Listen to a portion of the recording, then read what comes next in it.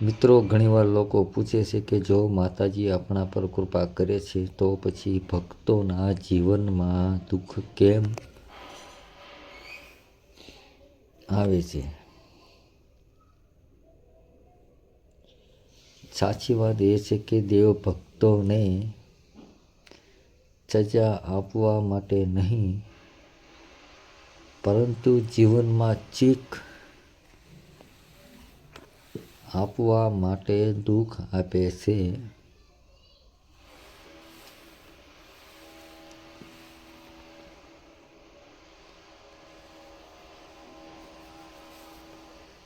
માતાજી ભક્તોની પરીક્ષા લે છે જ્યારે ભક્ત દુઃખમાં પણ માતાજીનું નામ લેતા હોય છે, ત્યારે માતાજી તેની ઉપર વધુ પ્રસન્ન થાય છે. દુઃખ ભક્તની શ્રદ્ધાને મજબૂત બનાવે છે.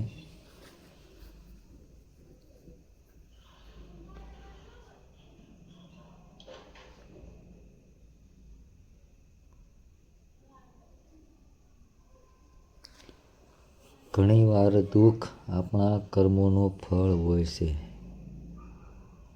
માણસ જેવું કરે છે તેવું ભોગવે છે. સારા કર્મથી સુખ મળે અને જો ખોટા કર્મથી દુઃખ મળે છે.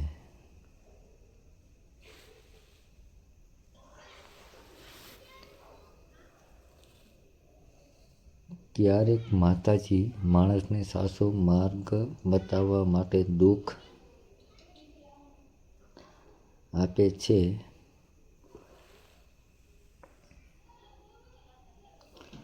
જ્યારે માણસ માતાજીને ભૂલી જાય છે ત્યારે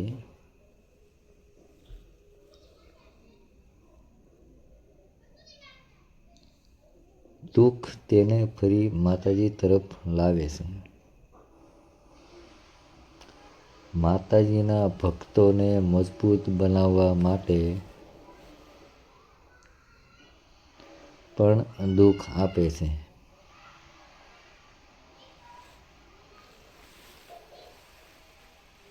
દુઃખ માણસને સહનશીલ અને સમજદાર બનાવે છે. યાદ રાખજો મિત્રો, માતાજી ભક્તોને ક્યારેય છોડતા નથી. માતાજી જેને પ્રેમ કરે છે તેને તેની જ પરીક્ષા લે છે.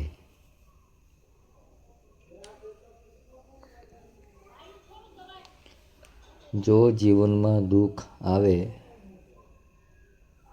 તો સમજવું કે માતાજી તમારી પાસે છે અને તમે વધુ મજબૂત બનાવી રહ્યા છે.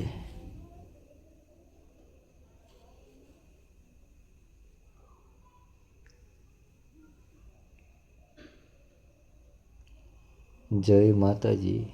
કોમેન્ટ કરો, શેર કરો અને સબસ્ક્રાઈબ કરજો. જય મા ચામુંડા.